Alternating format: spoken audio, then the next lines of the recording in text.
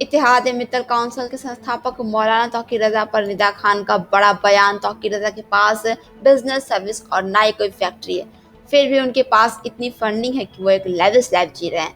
निदा खान ने उनके फंडिंग पर ईडी की जांच बैठाने की सरकार से अपील की है। इत्तेहाद मित्तल काउंसिल के संस्थापक मौलाना तौकीर रजा को लेकर आला हजरत की बहू निदा खान ने एक वीडियो जारी किया है। वीडियो में निदा खान तौकीर रजा के ऊपर ईडी की जांच बैठाने की बात कह रही हैं। निदा खान ने अपने वीडियो में कहा कि मौलाना तौकीर रजा एक लेविश लाइफ जीते हैं, जबकि उनके पास ना कोई बिजनेस, ना कोई सर्विस और ना ही कोई फैक्ट्री है, फिर भी उनके पास इतनी फंडिंग है कि वो एक लेविश लाइफ जी रहे हैं। इतना ही निदा खान ने कहा कि मौलाना तौकीर रजा का बेटा ऑस्ट्रेलिया में पढ़ाई कर रहा है और ऑस्ट्रेलिया में पढ़ाई कितनी महंगी, ये सब हम लोगों को पता है। निदा खान ने कहा कि उनके इस फंडिंग से देश में नफरत फैलाने का काम चल रहा है। मैं निदा खान आला हज़रत हेल्पिंग सोसाइटी चलाने के साथ साथ मैं आला हज़रत ख़ानदान की बहू भी हूँ। हम मौलाना तौकीर के बारे में पढ़ते आए हैं, सुनते आए हैं।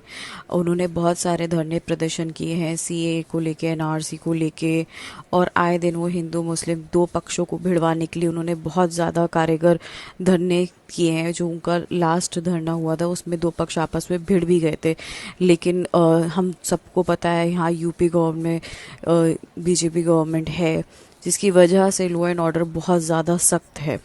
कई बार उनकी कोशिशें ये नाकाम रही हैं, लेकिन देखा जाए 2010 के दंगे जो हुए थे उसमें अब वो सीधे सीधे आरोपी हैं, और 3 गैर जमानती वारंट जारी होने के बावजूद तौकीर रजा खां बिल्कुल ही हिरासत में नहीं आए। वो गायब हैं।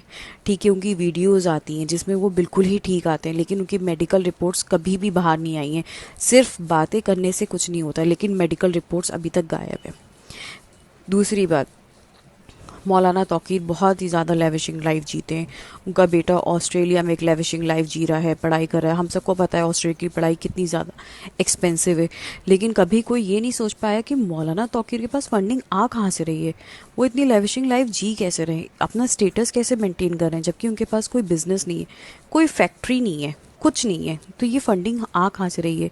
तो मैं अपनी गवर्नमेंट से रिक्वेस्ट करती हूँ कि ऐसे जो भी लोग हैं उनके ऊपर ईडी की जांच होनी चाहिए कि ये पैसा आ कहाँ से रहा है, ये फंडिंग कहाँ से आ रही है जो हमारे देश में नफरत पैदा कर रही है।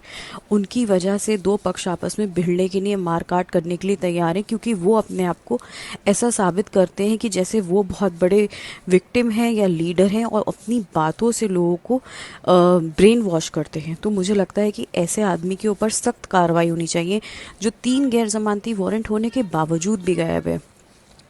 जब से मैंने फेसबुक पोस्ट डाला है तब से लगातार लोगों की मेरे पास धमकियाँ आती हैं और तरह तरह की बातें वो करते हैं। इवन वो मेरी जो केसेस चल रहे हैं उसको लेके चैलेंज करने की बात करने लगते हैं, मुझे मारने की धमकियाँ देने लगते हैं। तो इस आदमी को अगर मैं उसके बारे में कुछ बोल भी रही हूँ तो उसके सपोर्टर्स मेरे ऊपर आके मुझे गाली गलौज करने लगते हैं।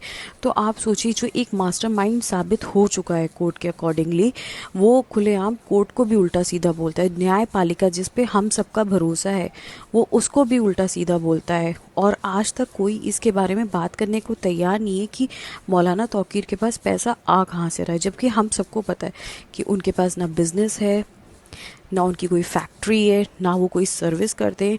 स्टिल उनके पास बहुत लेविशिंग लाइफ है। विदाउट मतलब कोई फंडिंग तो है, जो कोई ऐसी जगह से फंडिंग हो रही है जिससे हमारे देश को नुकसान पहुंच सकता है या इंटरनली वो नुकसान पहुंचा रहा है। Bureau report, R express Bharat.